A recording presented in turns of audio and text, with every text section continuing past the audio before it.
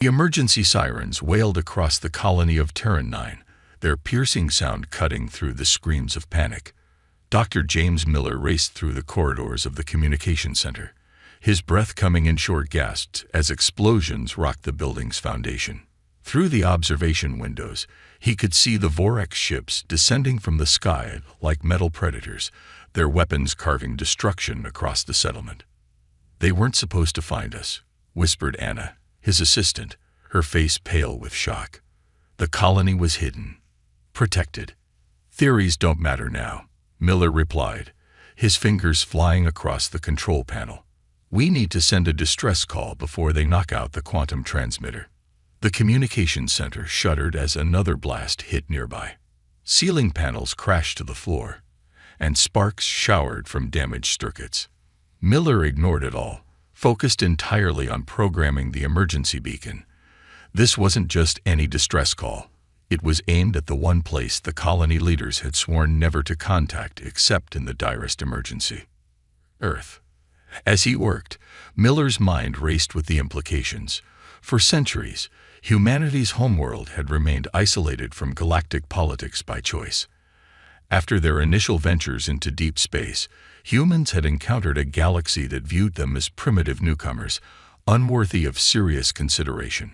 Rather than fight for recognition, Earth had quietly withdrawn, establishing only a few distant colonies like Terran 9 while focusing their energies inward. "Transmission ready," Miller announced, his finger hovering over the activation key. "Once I send this, there's no going back. The Vorx will detect it." Anna looked at the screen showing the alien warships landing on the colony's main plaza. Soldiers in black armor poured out, weapons firing indiscriminately. "We have no choice," she said. Miller pressed the key. The quantum transmitter hummed to life, sending a compressed data packet containing everything they knew about the Vorx, their weapons, and their tactics, along with a simple message: "Terran 9 under attack. Humanity threatened. Help us." The transmission lasted just 3 seconds before a direct hit destroyed the transmitter array. Miller and Anna ducked as the control panel exploded in a shower of components. "Do you think they heard us?" Anna asked, clutching her injured arm. "I don't know," Miller replied honestly. "But if they did."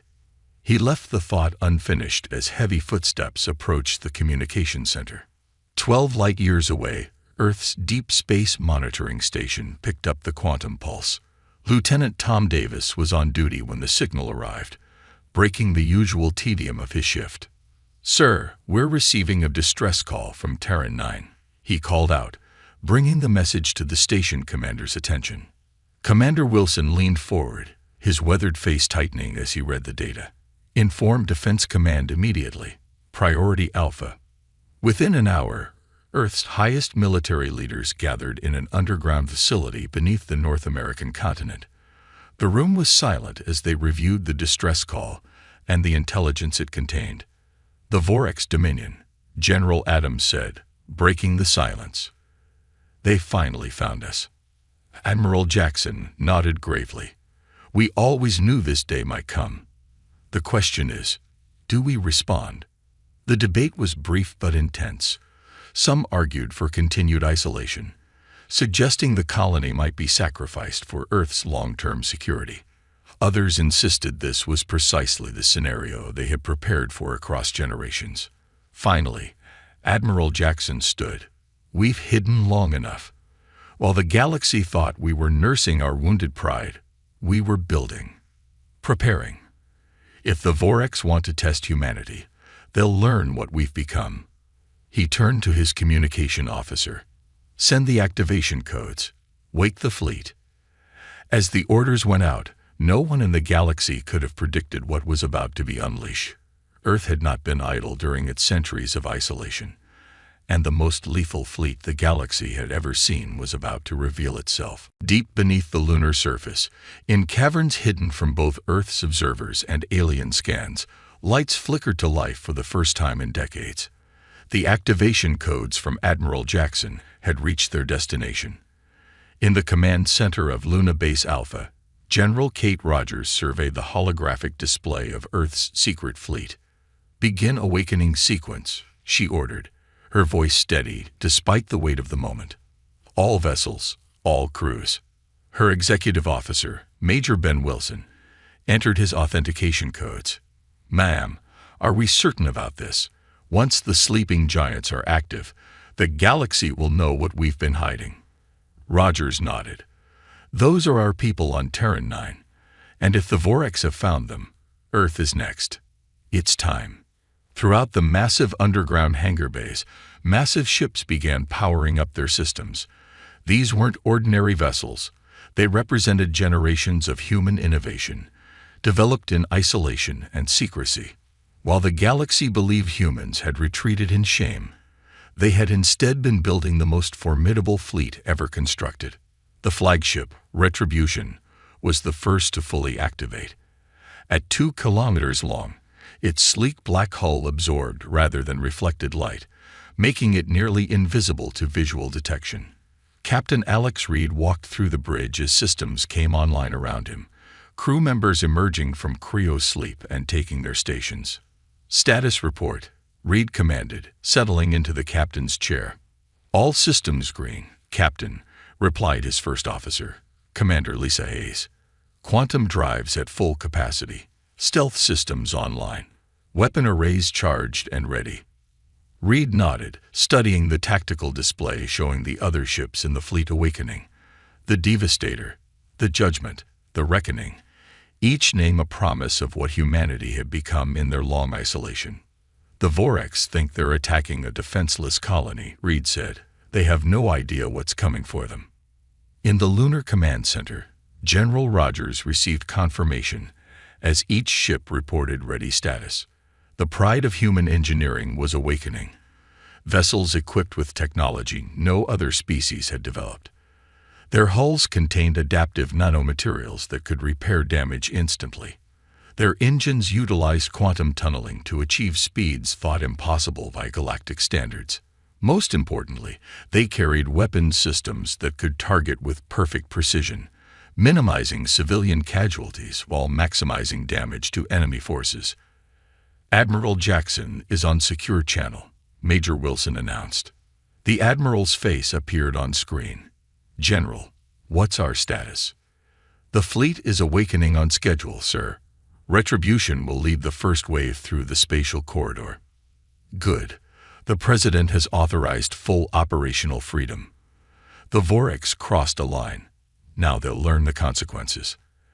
As the communication ended, Rogers turned to the massive viewport overlooking the hangar.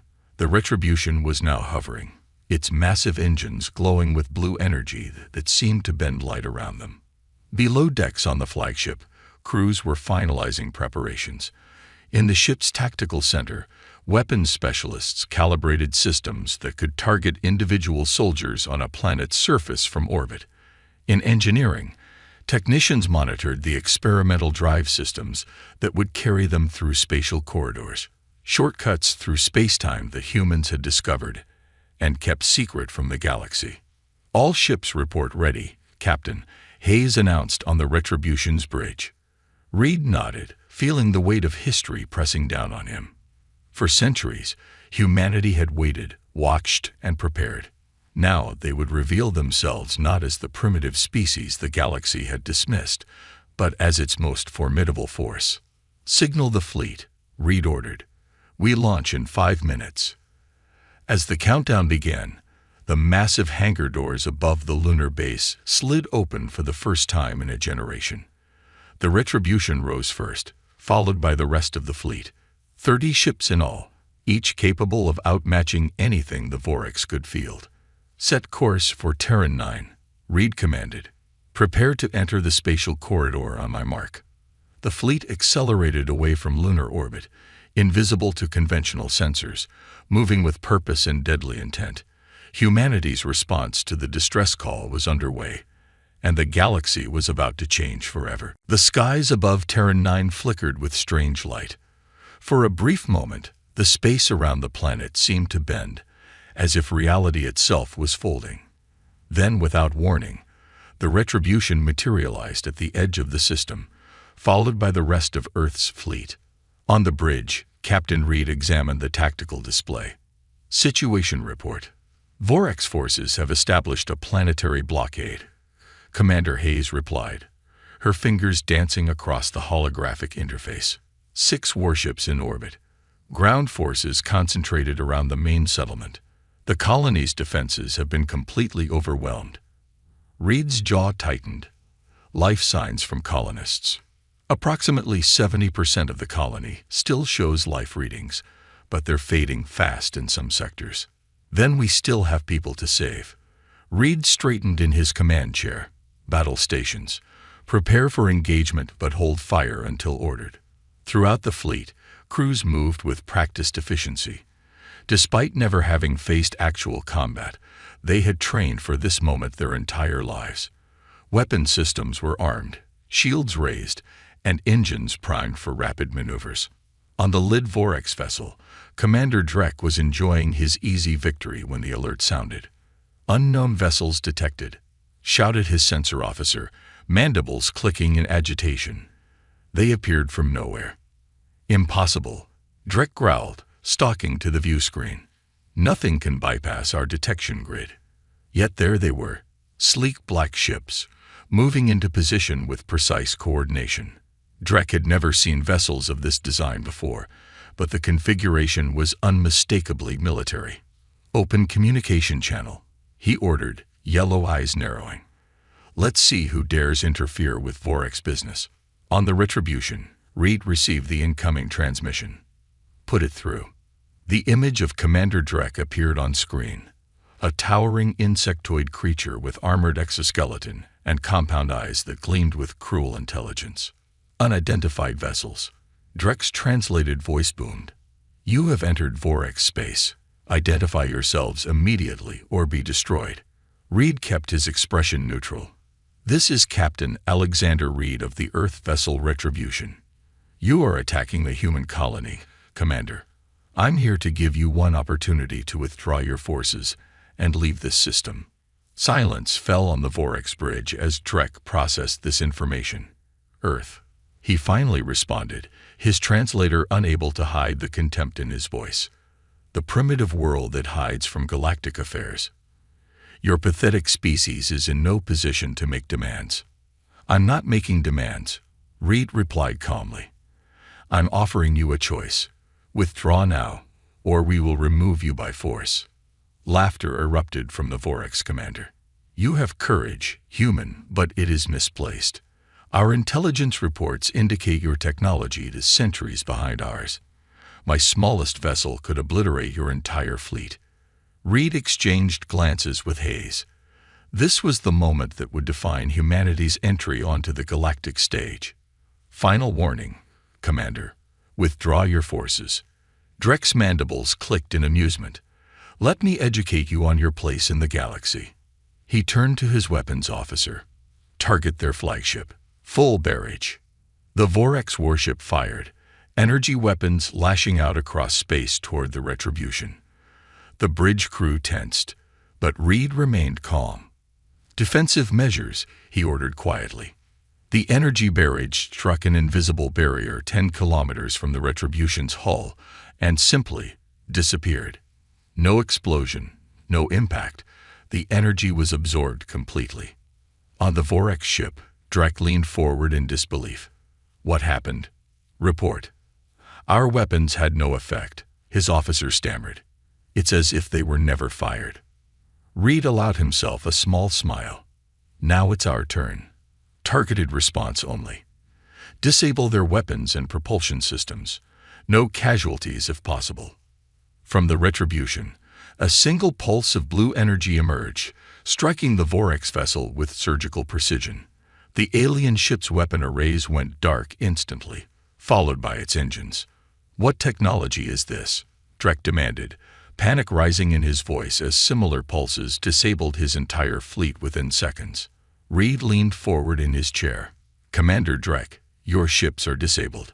Your ground forces are about to lose communication and support.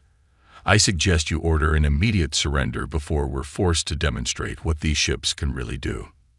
As the remaining Vorex vessels drifted powerless in space, the truth dawned on the galaxy. Humanity had not been hiding in fear. They had been preparing. And now, the most lethal fleet ever built had finally revealed itself. News of the human intervention at Terran 9 spread across the galaxy like wildfire. On the Vorex homeworld of Vexus Prime, the High Command gathered in emergency session, their massive chamber echoing with angry voices and the clicking of agitated mandibles. Impossible. Supreme Commander Krell slammed his armored claw on the table. How could primitive humans defeat our elite squadron? Admiral Thax, head of intelligence, projected the limited footage they had received before communications were lost. The images showed Vorex warships disabled by single energy pulses that bypassed their most advanced shielding. The humans have deceived us all, Thax explained. While pretending to be isolationists, they were developing technologies we've never encountered. Our defeat at Terran 9 was complete. The chamber fell silent. Krell's compound eyes narrowed. Mobilize the main battle fleet. Every available warship. We will crush this human resistance and make an example of Earth that the galaxy will remember for millennia. Light years away on the Retribution, Admiral Walker's hologram flickered as he received Captain Reed's report. The Admiral's weathered face showed little emotion, but pride glinted in his eyes. Well done, Captain. The colonists. Rescue operations are underway, Reed replied. We've neutralized all Vorex forces without destroying their ships. Casualties were minimal. Good. But this is just the beginning, Walker cautioned. Our intelligence network reports massive fleet movements throughout Vorex territory. They're mobilizing everything they have. Reed studied the tactical projections. The Vorex main fleet outnumbers us nearly 5-1. Which is why I'm activating the second wave, Walker announced. 6 more ships are launching from Saturn base as we speak, including the Dreadnought. The bridge crew exchanged glances. The Dreadnought was legendary even among those who had helped build Earth's secret fleet, a vessel so powerful its capabilities were classified even from most military personnel. On Terran 9's surface, medical teams from the Earth fleet worked alongside colony doctors to treat the injured. Dr. Miller watched in amazement as technology he had never imagined was used to heal wounds and repair damage. We had no idea Earth had advanced this far, he admitted to Commander Hayes as they surveyed the recovery efforts. That was the point, Hayes replied. The galaxy dismissed us as unworthy of attention. We used that underestimation to our advantage. A colonist approached them hesitantly. Is it true what they're saying? That Earth has been building this fleet for generations. That you have weapons that could destroy entire star systems? Hayes's expression remained neutral. We built what we needed to survive in a hostile galaxy. Nothing more, nothing less. But rumors spread quickly among the colonists.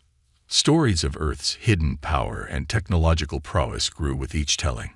Some claimed humans had developed the ability to harness the energy of black holes. Others whispered that Earth's ships could travel between dimensions. While exaggerated, these tales reflected a new truth. Humanity was not what the galaxy had assumed. In the chambers of the Galactic Council, representatives from 12 major species debated the unexpected developments. The Vorex ambassador had demanded immediate sanctions against Earth for unprovoked aggression. But evidence from Terran 9 contradicted his claims. The humans responded to an attack on their colony, noted the Tellarian representative, her translucent skin shimmering under the chamber lights. They showed remarkable restraint by disabling rather than destroying the Vorex fleet. The real question, interjected the ancient Zol diplomat, is how they developed such technology without our knowledge. Our assessments classified them as a Tier 3 species at best. The council chamber grew quiet as implications sank in. If they had been so wrong about humans, what else might they have missed? Back on the Retribution, Reed received a priority transmission from Admiral Walker. Long-range sensors have detected the Vorex battle fleet. Over 200 warships approaching through hyperspace. They'll reach Terran 9 in less than 12 hours. Reed's expression hardened. "What are our orders, sir?" Walker's hologram flickered. "Protect the colony at all costs. The dreadnought will arrive in 10 hours to support you. Until then, you're authorized to use all necessary force." "And if that's not enough?" Reed asked quietly. "Then we'll see what humanity is truly capable of," Walker replied, his voice grim with determination. "We didn't hide for centuries just to lose our first real fight." The massive Vorx battle fleet emerged from hyperspace in a spectacular display of power, their ships arranged in the traditional hunting formation that had terrified civilizations for centuries. Over 200 warships, from nimble destroyers to the imposing dreadnoughts, formed a three-dimensional net around the human position near Terran 9. "Quite the welcome party," Captain Reed remarked, studying the tactical display on the Retribution's bridge. His voice remained calm despite being outnumbered nearly 20-1. Commander Hayes approached with the latest analysis. "They've positioned themselves to block all conventional escape routes. Their weapons are powered and targeting systems are active. And they've driven us exactly where we wanted to be," Reed replied with a slight smile, gesturing toward the nearby nebula glowing with vibrant purples and blues. "Is the quantum array ready?" "Yes, Captain. All ships report ready to execute Operation Luminosity." On the Vorx command vessel, Supreme Commander Krell personally oversaw the operation. Unlike Commander Drek, he would not underestimate these humans again. "Their fleet has nowhere to run," his tactical officer reported. "They appear to be taking defensive positions near the nebula." "A foolish choice." Krell clicked his mandibles in satisfaction. "The radiation will interfere with their sensors and shield systems." He raised his armored claw. "All ships, commence attack pattern death blow. No survivors."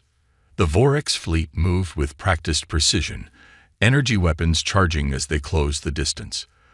The first salvos launched, hundreds of plasma torpedoes and energy beams converging on the human vessels. On the Retribution, Reed gave a single command: execute.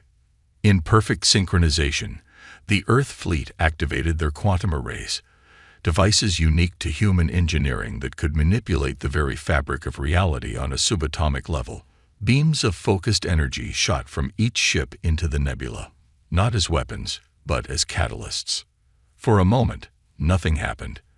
The Vorx weapons continued their approach, seconds from impact. Then the nebula itself came alive.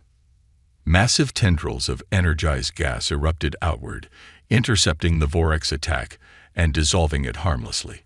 The nebula's colors intensified, shifting from purple to brilliant white as the quantum manipulation took effect. "What is happening?" Krell demanded as his sensors went haywire. "Unknown energy signature, sir. The nebula. It's changing composition at the quantum level." The transformed nebula expanded rapidly, engulfing portions of the Vorx fleet. Ships caught in its embrace found their shield systems failing, weapons offline, and navigation systems corrupted. Several vessels collided with each other in the chaos. "Impossible." Krell's compound eyes widened in disbelief. "They've weaponized the nebula itself." Meanwhile, Earth's ships moved through the energized gas clouds untouched, protected by their unique shielding. The Retribution led the attack, launching precise strikes that disabled Vorx vessels without destroying them outright. "Target their command ships," Reed ordered. "Disrupt their coordination." The battle unfolded like nothing the galaxy had ever witnessed. The humans fought with a strategy that seemed alien even to species who had waged war for millennia. Rather than focusing on destruction, they systematically dismantled the Vorx fleet's ability to function as a cohesive unit. From nearby star systems, observers watched in stunned silence. 3 diplomatic vessels from neutral worlds had arrived to monitor the conflict, their most sensitive instruments recording everything. What they witnessed would soon spread throughout the galaxy. Humans didn't just have advanced technology. They approached warfare itself differently. The battle reached its climax when a massive jump signature appeared at the edge of the system. The space-time continuum itself seemed to ripple as Earth's ultimate weapon arrived. The dreadnought. twice the size of the Retribution and bristling with technology beyond even what the rest of the human fleet possessed. It moved with impossible grace for something of its size. Supreme Commander, the Vorix communications officer's voice trembled. Another human vessel has arrived. And it's bringing something else with it. Krell stared at the view screen as a smaller, spherical object detached from the dreadnought and accelerated toward the center of the battlefield. All ships, destroy that object at all costs, he commanded, suddenly gripped by genuine fear. But it was too late. The device activated, creating a localized gravity well that pulled damaged Vorix ships into a tight cluster while leaving human vessels unaffected. On the Retribution's bridge, Reed received a transmission from the Dreadnought's commander. Captain Reed, Admiral Walker sends his regards. The Vorix Supreme Commander is requested to accept our terms of surrender immediately, or we demonstrate what this device can really do. As the message was relayed, Krell looked at the devastation around him. Half his fleet disabled, the rest in disarray, and humans showing technologies that defied understanding. For the first time in Vorix history, their Supreme Commander gave the order to stand down. Silence filled the Retribution's main conference room as Lieutenant Morgan finished her presentation. The intelligence officer stood beside the holographic display showing recovered Vorix military archives, her face grim with the weight of what she had discovered. "Are you absolutely certain about this?" Captain Reed asked, his voice barely above a whisper. "The data is conclusive, sir," Morgan replied. "The Vorix have been systematically eliminating what they classify as primitive species for over 3 centuries. They call it evolutionary cleansing, identifying developing civilizations and wiping them out before they can become potential rivals. The room's occupants, Reed's senior officers and Admiral Walker joining via secure hologram, absorbed this horrifying revelation. "How many species?" Commander Hayes asked. 17 confirmed extinctions, Morgan answered, all wiped out before they developed interstellar travel. The Vorix attack pattern is consistent. They begin with isolated colonies, gauge the homeworld's response, then launch a full-scale assault if they determine the species can't defend itself adequately. Earth was next on their list, Walker stated flatly. It wasn't a question. Morgan nodded. According to their military calendar, the final reconnaissance of our solar system was scheduled for next month, followed by a sterilization campaign. Terran 9 wasn't just a random attack. It was bait to assess our capabilities. Reed's hand tightened into a fist. And the Galactic Council. Did they know about this genocide? Morgan manipulated the holographic display, bringing up diplomatic communications between Vorix leaders and council representatives. Not only did they know, sir, some members actively provided intelligence on potential target worlds. The revelation hung in the air like a physical presence. Humanity's long isolation suddenly made sense. It had saved them from extinction. "We need to secure the Vorix leadership immediately," Admiral Walker ordered, "and prepare all evidence for transmission to every species in the galaxy." Within hours, human special forces boarded the Vorix command ship. Supreme Commander Krell and his senior staff were detained without bloodshed, their shock at being captured by what they considered an inferior species evident in their rigid postures and clicking mandibles. Simultaneously, Captain Reed prepared to confront the Galactic Council.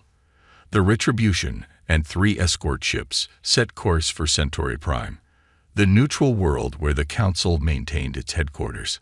Upon arrival, Reed requested, or rather, demanded, an emergency session.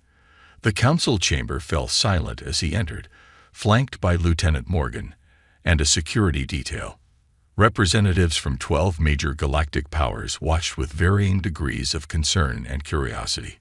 "Captain Reed of Earth," announced the council speaker, a tall, ethereal being from the ancient Alderaan race.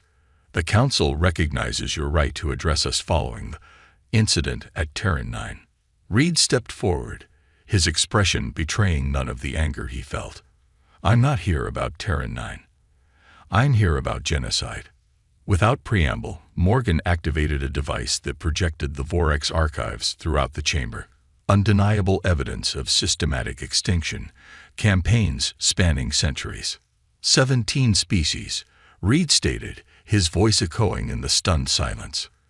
17 civilizations wiped out with the knowledge, and in some cases assistance, of this council. Denials erupted immediately, but Reed raised his hand, silencing them with a gesture. Say your protestations. The evidence is irrefutable. Earth was next on their list, a primitive world to be cleansed. He paused, letting his gaze travel across each representative. But there's something the Vorx and this council fail to understand about humans. At his signal, Morgan activated a second display, showing detailed observations of council worlds, military installations, and governmental facilities. We never isolated ourselves out of fear or shame, Reed continued. We were watching, learning. For 200 years, we've monitored every major power in the galaxy, developing countermeasures for every weapon, defense against every strategy, and understanding of every weakness. The council chamber erupted in outrage and fear. This is espionage, shouted the Vorx representative, one of the few not implicated in the genocide. This is survival, Reed corrected coldly. While you dismissed us as unworthy of attention, we built a fleet that could have destroyed the Vorx homeworld at any time. We chose not to. He touched his wrist communicator, and across the galaxy, humans revealed monitoring stations hidden on moons, in asteroid belts, and within the atmospheres of gas giants. A surveillance network spanning thousands of light years. Earth doesn't want war, Reed concluded. But we will no longer tolerate a galactic order that permits genocide. The old council is dissolved effective immediately. Representatives from all species, including those you considered too primitive for membership, will form a new governing body. As protests and questions filled the chamber, Reed stood firm, knowing that behind him was the most lethal fleet the galaxy had ever seen, and the moral authority of a species that chose precision over destruction, protection over domination. 6 months after the Battle of Terran 9, the rebuilt Colony Plaza hosted representatives from across the galaxy. Where Vorx troops had once marched, delegates from 37 species now gathered beneath a clear dome that offered a view of Earth's ships in high orbit, a reminder of the power that had reshaped galactic politics. Supreme Commander Krell, once the most feared military leader in the Vorx Dominion, knelt before the assembly. His once gleaming armor was dull, his mandibles bound as a sign of his defeated status. Behind him stood Captain Reed, who had overseen the dismantling of the Vorx military machine without firing a single fatal shot after the initial battle. The terms of surrender are non-negotiable, Reed announced, his voice carrying across the plaza. The Vorx fleet will be decommissioned. Your weapons technology will be placed under galactic oversight. Your remaining colonies will be granted independence. Krell's compound eyes reflected a mixture of hatred and disbelief. You destroy centuries of Vorx dominance, yet leave our homeworld intact. Your mercy is a weakness humans will regret. Reed stepped closer, speaking so only Krell could hear. It's not mercy. It's judgment. Your people will live with the knowledge that we could have destroyed you but chose not to. Every day you look to the stars, you'll remember it was humans who decided you deserved to exist. As Krell was led away, Admiral Walker took the central podium. His actual presence rather than a hologram underscored the historic significance of the moment. For 200 years, humanity watched from the shadows as the strong preyed upon the weak. Walker began.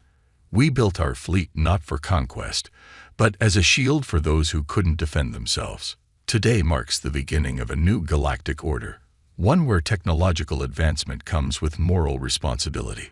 Throughout the assembly, smaller species watched with hope and wonder. Many had sought immediate protection alliances with Earth after witnessing what happened at Terran 9. The Tellarians, the Xorvi, the Maldori, all species previously dismissed as inconsequential by the major powers, now found themselves with a powerful defender. The human approach to warfare is disturbing, whispered a Zol diplomat to his aide. They could have annihilated the Vorix, yet they disabled their fleet with minimal casualties. Their restraint makes them more terrifying, not less. In the days that followed, Captain Reed established the first formal diplomatic relations between Earth and the newly formed Galactic Alliance. The old council had been dissolved, replaced by a more representative body where technological advancement no longer determined a species' right to participate. On the final day of negotiations, Reed met with Admiral Walker in a private garden overlooking the recovered colony. "The Maldori ambassador asked me an interesting question today," Reed said, watching distant ships in the evening sky. "He wanted to know how long we've been planning this, our emergence onto the galactic stage." Walker smiled faintly. "What did you tell him?" "The truth, that every ship, every weapon, every strategy was developed with a single purpose: to ensure humanity's survival in a hostile universe." Walker nodded, looking out at the colony that had triggered humanity's revelation to the galaxy. "Most species still don't understand what truly makes our fleet the most lethal the galaxy has seen. They focus on our technology, our tactics, but not our restraint." Reed finished. "The fact that we could have destroyed them all, but chose a more difficult path." "Precisely."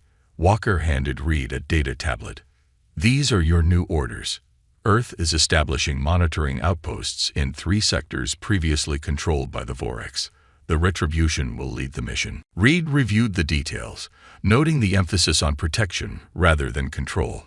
"The smaller species are already calling us the Guardian Fleet. Some are even creating myths about us, saying we've been secretly protecting developing worlds for millennia." "Let them have their myths," Walker replied. "Sometimes perception is as powerful as reality." As twilight descended on Terran 9, the colony's lights began to shine, a beacon of resilience and hope. In orbit above, Earth's ships maintained their vigil, their black hulls absorbing the light of distant stars. The most lethal fleet the galaxy had ever seen had transformed from a rumor to a reality, from an unknown threat to a promise of protection.